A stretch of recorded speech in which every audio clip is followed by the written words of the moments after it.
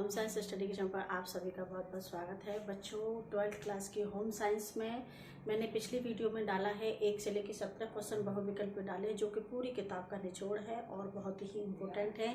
उससे आगे का मैं अभी हम चर्चा करेंगे और प्रश्न लेकर आई हूँ। बहुविकल्पीय प्रश्न है, तो चलिए बच्चों स्टार्ट करते हैं। सबसे पहला प्रश्न है बच्चों, इसमें वर्तमान में दहेज प्रथा को क्या माना जाता है।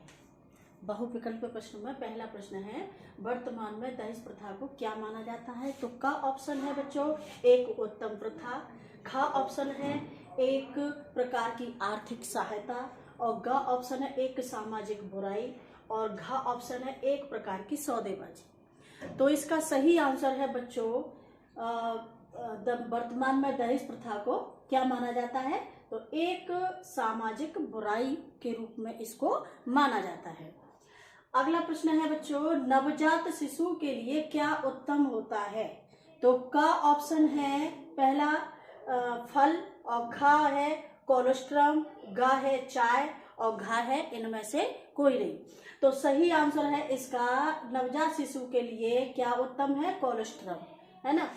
अगला है और प्रश्न है, माँ का दूध शिशु के लिए उपयोगी है क्योंकि का ऑप्शन है इसमें रोग से लड़ने की क्षमता होती है, खा इसमें सभी पोषक तत्व पाए जाते हैं, गा है यह शीघ्र पच जाता है यानी शीघ्र पचता है, और गा है ये सभी। तो सही आंसर बच्चों क्या है, ये सभी, है ना। क्योंकि माँ के दूध में क्या है, ये रोगों से लड़ने की क्षमता को बढ़ाता है, और इसमें सभी पौष्टिक तत्व भी पाए जाते हैं, और क्या है ये शीघ्र ही पच जाता है। तो इसलिए ये सभी ऑप्शन क्या है, ये सभी आएंगे, है ना। तो घा वाला इसमें सही माना जाएगा। अगला प्रश्न है, शिशु की देखभाल में आवश्यकता है। शिशु की देखभाल में आवश्यकता है शिशु को, सबसे पहला ऑप्शन है शिशु को आवश्यकता अनुसार भोजन देना। दूसरा ऑप्शन है खा वाला, शिशु के लिए अच्छे वस्त्र की व्यवस्था करना, और ग वाला है शिशु को संगीत सुनाना।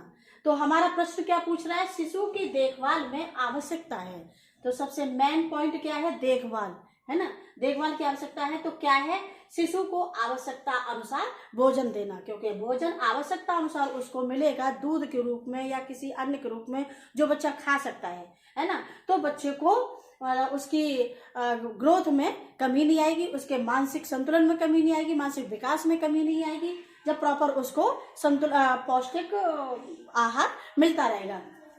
अगला प्रश्न है बच्चों, इसमें निर्जलीकरण का अर्थ है। निर्जलीकरण का अर्थ है तो क वाला है इसमें खून की कमी का हो जाना, खा वाला लौह तत्व की कमी का होना, और गा है पानी की कमी का होना, और घा है इनमें से कोई नहीं। तो सही आंसर है बच्चों इसमें घा वाला पानी की कमी का हो जाना। अगला प्रश्न लेते हैं बच्चों, अधिक शिशु मृत्यु दर का कारण क्या है। अधिक शिशु मृत्यु दर का कारण क्या है, तो क वाला है शिशु के पालन पोषण की अच्छी व्यवस्था, खा वाला शिशु में कुपोषण, और ग वाला गुणवत्ता यानी उच्च गुणवत्ता युक्त भोजन देना, और घा है इनमें से कोई नहीं। तो सही आंसर क्वेश्चन क्या कह रहा है, प्रश्न क्या कह रहा है, अधिक शिशु मृत्यु दर का कारण, यानी कि अधिक मृत्यु क्यों होती है बच्चों की। तो इसमें सही आंसर है शिशु में कुपोषण, क्योंकि उसको पौष्टिक आहार नहीं मिलेगा, संतुलित आहार नहीं मिलेगा, तो क्या हो, कुपोषण का शिकार होगा, और कुपोषण का शिकार होगा तो क्या है, शिशु मृत्यु दर का कारण बनेगा। अगला प्रश्न लेते हैं बच्चों, यूनिसेफ का मुख्य कार्यालय कहाँ पर है। यूनिसेफ का मुख्य कार्यालय कहाँ पर है, तो ऑप्शन है पेरिस, का ऑप्शन है पेरिस, खा ऑप्शन न्यूयॉर्क, गा टोक्यो, घा हनोई। तो सही ऑप्शन है इसका न्यूयॉर्क, है ना। अगला प्रश्न लेते हैं, रेड क्रॉस के कार्य क्या क्या हैं। रेड क्रॉस के कार्य हैं, क अनाथालयों की सहायता, ख महिलाओं की सहायता करना, ग बालक बालिकाओं की सहायता करना, और ग है इनमें से सभी। तो बच्चों रेड क्रॉस के कार्य इनमें से सभी है, क्योंकि अनाथालयों की सहायता भी करता है रेड क्रॉस सोसाइटी, और महिलाओं की भी सहायता करता है, और बालक बालिकाओं की भी शिक्षा की व्यवस्था करता है, उसके स्वास्थ्य की व्यवस्था करता है ना। तो इनमें क्या आएगा, ये सभी, है ना। अगला प्रश्न लेते हैं बच्चों, संक्रामक रोगों से बचाव के उपाय क्या हैं? संक्रामक रोगों से हम कैसे बच सकते हैं?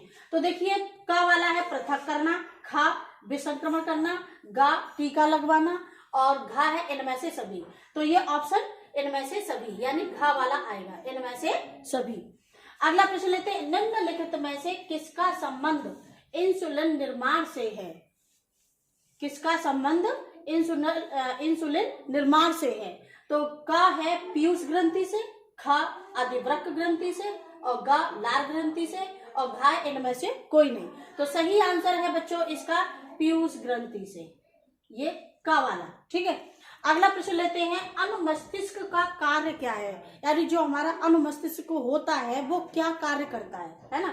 तो इस पे देखिए, क ऑप्शन दिया है गंध ग्रहण करना, यानी कि किसी भी प्रकार की स्मेल को ग्रहण करना, महसूस करना। ख वाला है स्मृति यानी मेमोरी और ग वाला है शरीर का संतुलन बनाए रखना और घ है इनमें से कोई नहीं। तो सही आंसर है बच्चों इसका ग वाला, शरीर का संतुलन बनाए रखना। क्या कौन करता है? ये अनुमस्तिष्क करता है। क्या करता है? शरीर का संतुलन। ठीक है, अगला प्रश्न लेते हैं, अश्रु ग्रंथियां पाई जाती हैं।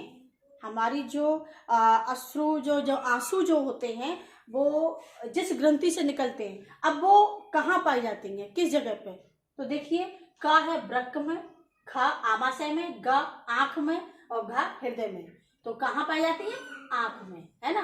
तो ये कौन सा ऑप्शन है? ग वाला। ठीक है, अगला प्रश्न लेते हैं, दूर की वस्तु को न देख पाना रोग है? क निकट दृष्टि दोष, ख दूर दृष्टि दोष और ग मोतियाबिंद और घ इनमें से कोई नहीं। तो सही आंसर बच्चों होगा निकट दृष्टि दोष। ठीक है, क वाला। अगला प्रश्न लेते हैं, मस्तिष्क सुरक्षित रहता है? हमारा जो मस्तिष्क है वो कहाँ सुरक्षित रहता है? वो देखिए, सबसे पहला क वाला ऑप्शन है कपाल में, ख रीढ़ में, ग कान में और घ कंधे में। कहाँ सुरक्षित रहता है? तो सही आंसर है हमारा कपाल में, यानी कपाल यानी क वाला आंसर हमारा ऑप्शन सही है। कपाल यानी कि खोपड़ी, है ना। अब देखिए, अगला प्रश्न लेते हैं बच्चों, न्यूरॉन किस तंत्र की कोशिका है?